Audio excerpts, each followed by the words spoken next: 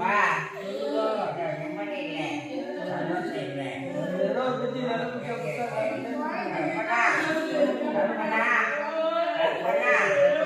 மாமன் சொல்றது கேட்குறியா? எங்க மாமன் எப்பவுமே உனக்கு நல்லது தானே சொல்லுவேன், கெட்டது சொல்ல மாட்டேங்கிற. உயிரிழந்து மட்டும் கொஞ்ச நேரம் இல்லைன்னா நான் தேடுவேன், வந்துடுவேன். நீ செய்கிற வேலை பிரகாரம் கூட்டின்னு வருவேன். எந்த நிலைமை பிரகாரம் பண்ணிட்டு வருவாளான்னு காத்துன்னு இருப்பேன். வந்தால் சந்தோஷம் ஆகிடும், வரலன்னா என்னோட மூஞ்சியை சோகமாயிடும். உனக்கு தான் எனக்கு நீ இந்த வாங்கும் நிம்மதி நான் கட்டில பேசுகிறது. இந்த மாமன் வேதனை வேடிக்கை அத்தனையும் காமிச்சு